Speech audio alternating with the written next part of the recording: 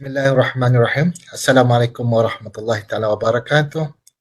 And have a good day to all.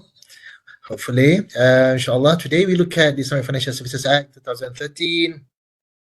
And for Islamic Financial Services Act 2013, it provides Bank Malaysia with updated regulatory and supervisory law that take preemptive measures. So in other words, preemptive means that the bank themselves, they must come forward and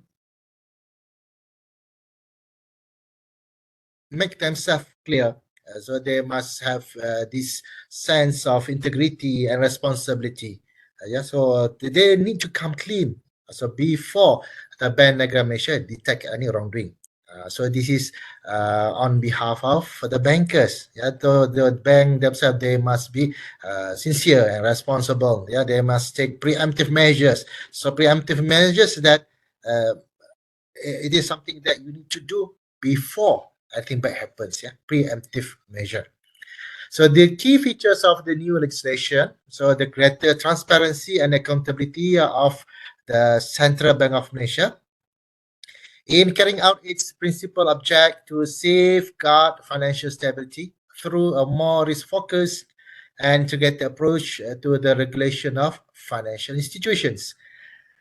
So this is a comprehensive or end-to-end Sharia compliant legal framework with respect to regulation and supervision. So in other words, from licensing to winding up, from the starting up of business until it closes shop, until it goes bankrupt, or it goes to new avenues.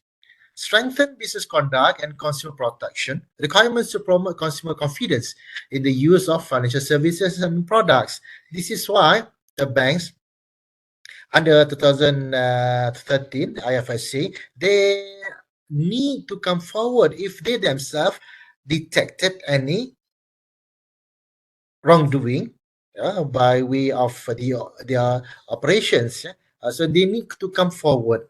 And the strengthening of provisions for effective enforcement and supervisory intervention through imposition of higher penalties, so such as fine of up to 25 million ringgit Malaysia or 8 years jail to act as a credible deterrent. Like a stand given to Central Bank of Malaysia to initiate civil actions in court against financial institutions. So before this, no such act that can bring those responsible to court, especially from the bankers. But nowadays, the CEOs, the people in position that in charge, they are responsible. If anything wrong, so they cannot say that they don't know what happened. In the goings on of their big operation. So objective of the IFSA and also FSA is the main objective of the FSA to promote the financial stability. So some objectives that underlines FSA are safety and soundness of financial institution, integrity and orderly functioning of the money market, and also the foreign exchange market. The Islamic Financial Services Act 2013 was enacted to reinforce the Central Bank of Malaysia's mandate to safeguard financial stability as well as to statutorily monitor and enforce Sharia compliance. Because if they somehow fall of the rule of Sharia compliance rule, then so they can no longer exist as banks. So might as well they opt for conventional banking license. So reorganization of financial regulation. So in line with the Financial Sector Blueprint 2011 or Blueprint and new international standards, Bank Negara Malaysia has power to dictate what is appropriate for an Islamic financial services institution and its holding company in respect of its capital requirements. So they look at who hold the capital, the corporate governance, the consumer protection, shareholding, and also the Bank Negara Malaysia's interventions. The ministerial exemption require recommendation by Bank Negara Malaysia and must be in line with the objectives of the IFSA and all related legislation.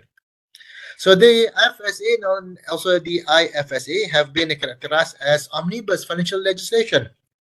So what is omnibus? Omnibus, this is wholesome. Yeah, it encompasses every important aspect of monitoring, of supervision. Yeah, and also FSA, which is based on similar framework to that of the United Kingdom Financial Services Act 2012. Yeah. So in other words, they have taken the best practices all around the world and they uh, package it in one act that is suitable for Malaysian Islamic financial system and also conventional system. So compared to the preceding legislation, there is a greater sense of regulatory control and consumer protection under FSA and IFSA. There is also more extensive regulation on the shareholding of the licensed person under the new legislation. Additionally, a financial ombudsman skill is introduced for the first time in Malaysia. So now we look at ombudsman. So what is ombudsman? So in other words, it's some sort of like a timbantara. In Malay, we call it timbantara, whereby it's a tribunal acting on behalf of the bank so that any issues will be discussed without having to take it to court. Because once it's involved court, then it will take time, money, resources. Yeah, so it's not advisable, yeah, to take things to court. So financial ombudsman skill is whereby they will discuss how to solve any disputes. Okay, I think that's all for today. Hopefully, it will help you enhance your knowledge with what's going on in the financial system.